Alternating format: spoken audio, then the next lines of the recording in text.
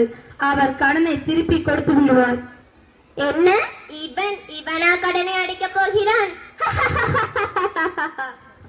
ஏன் மனிதா, அவன் எவ்வளவு பணம் வாங்கிக்கிறான் என்று உனக்கு தெரியுமா?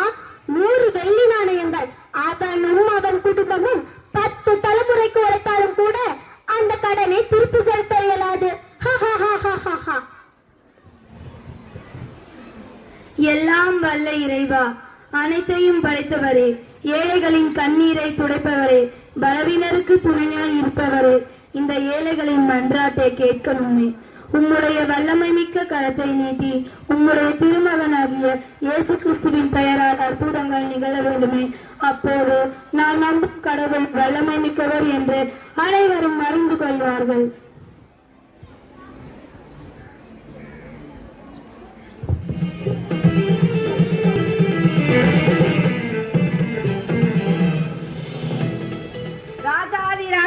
ராஜ கம்பீரர் மகாராஜா வருகிறார் வருகிறார் வருகிறார்.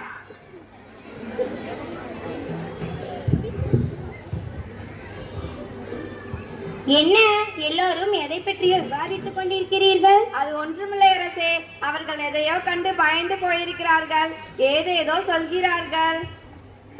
அரசி, நாங்கள் உங்கள் கண்களால் கண்டது உண்மை, அதை உங்களால் நம்பாமல் இருக்க முடியவில்லை. நீங்கள் என்ன கண்டீர்கள்? உங்களை இவ்வளவு ஆச்சரியத்தில் ஆழ்த்தியது என்ன? அரசி, நாங்கள் நேற்று மனிதரை கண்டோம். அவர் மனிதரே அல்ல, அவர் ஒரு தெய்வ புத்திரர். அவர் ஆணையிட்ட போது மீனின் வாயிலிருந்து தங்க நாணயங்கள் வந்தன. அதை உன்னிடம் அவர் கொடுத்துவிட்டு அரசே, இதில் என்னவோ ஏமாற்று வேலை இருக்கிறது. நம் நாட்டில் நிறைய திருடர்கள் இருக்கிறார்கள். இது ஒன்றும் தங்க நாணயங்களாகவே இருக்காது. மீன்கள் வாயிலிருந்து தங்க நாணயங்களா? முட்டாள்தனம்.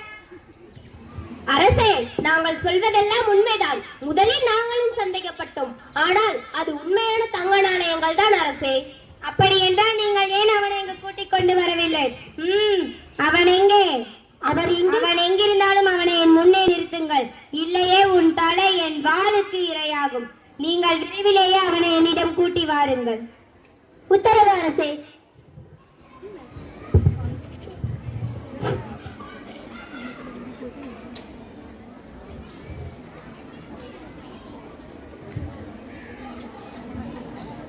அம்மா, எனக்கு தாகமாக இருக்கிறது. குடிக்க கொஞ்சம் தண்ணீர் தருவீர்களா? ஐயா, நீங்கள் இந்த அடிமையின் குடிசைக்கு வந்ததே நாங்கள் செய்த பெரிய பாக்கியம். இந்த அடிமையின் குடிசையிலிருந்து நீங்கள் ஒன்றும் சாப்பிடக்கூடாது. நாங்கள் விலக்கப்பட்டவர்கள். மனிதர்கள் எல்லோரும் ஒன்றுதான். அனைவரும் கடவுளின் மக்கள். அந்த இறைவன் தன்னுடைய சதையிலும் சாயலிலும் தான் மனிதனை படைத்தான். அப்படிப்பட்ட மனிதர்களிடையே ஜாதி மதம் என்ற வேறுபாடு இல்லை. நான் இன்று வரும்பொழுது வருவதாக சொன்னார். நாம் நினைப்பது போல வெறும் மந்திரவாதி அல்ல.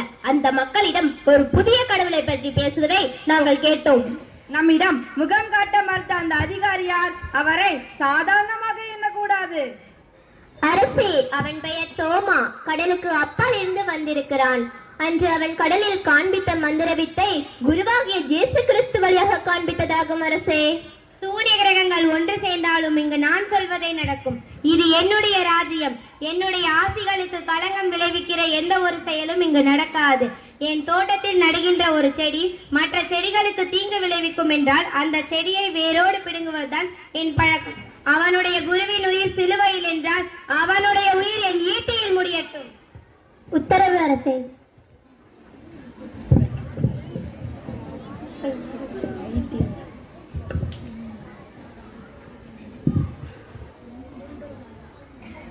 அதோ அங்கு அவன் இறைவனை பிரார்த்தித்துக் கொண்டிருக்கிறான். வா செல்லலாம்.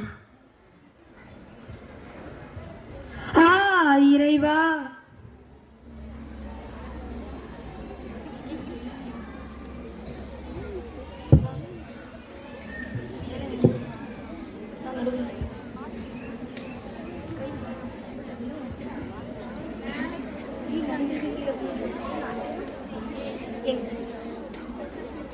எங்களுக்கு வாழ்வளித்த அனைவருக்கும் நன்றி.